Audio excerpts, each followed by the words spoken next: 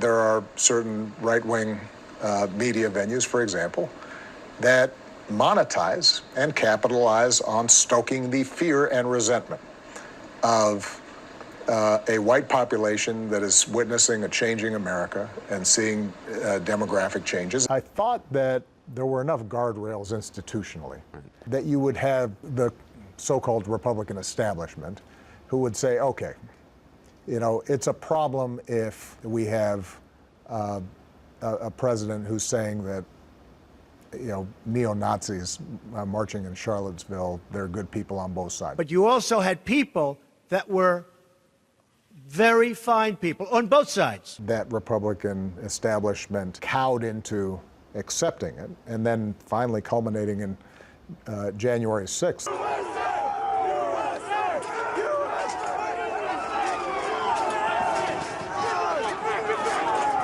The leadership of the GOP, briefly for one night when they still had the sort of sense of fear in them, going against the president. And then poof, suddenly everybody was back in line. The reason for that is because the base believed it. Trump is still your president!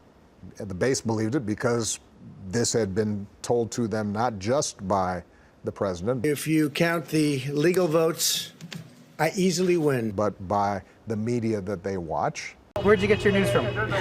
OAN, baby. Trump won the election. He'll win the recount. He'll win in court. Right now, Joe Biden is pretending to be the president-elect. In an interview with Anderson Cooper, former President Barack Obama expressed concern about the state of democracy in this country, saying that a small faction of extremist Republicans eventually became the center of the GOP. Their influence was strengthened and reinforced by a media that failed to question their tactics, and the media's viewers ate it up. While there's no doubt that all of this is true, I can't help but feel like we're telling an incomplete story.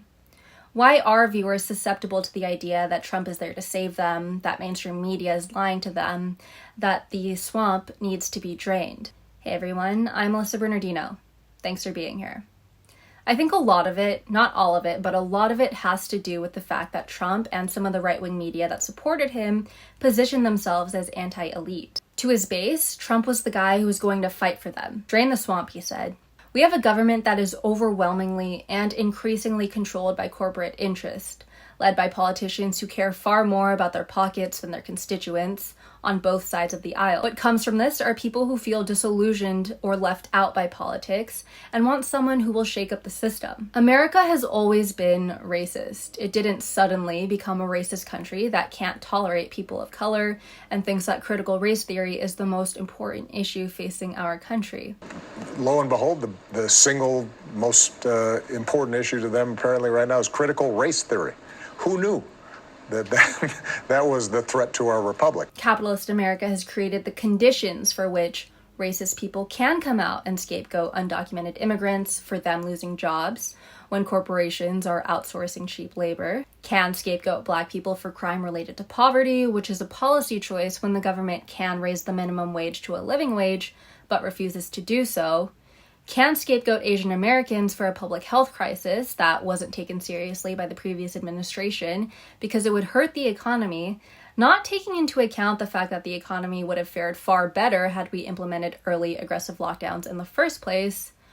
Should I go on? The solution, Obama says, is more face-to-face meetings where people are hearing each other's struggles and stories, which I'm all for, don't get me wrong, but you know what I'm for just a little bit more? Healthcare for everybody. A living wage could be nice. Not going into debt because people want to get an education sounds wonderful. And not having to worry that people in Washington are going to represent corporations because politicians are too spineless and greedy to regulate them. I think that Eddie Glaude Jr., professor of African American Studies at Princeton University, sums it up best. Our task, then, is not to save Trump voters. It isn't to convince them to give up their views that white people ought to matter more than others. Our task is to build a world where such a view has no place or quarter to breathe.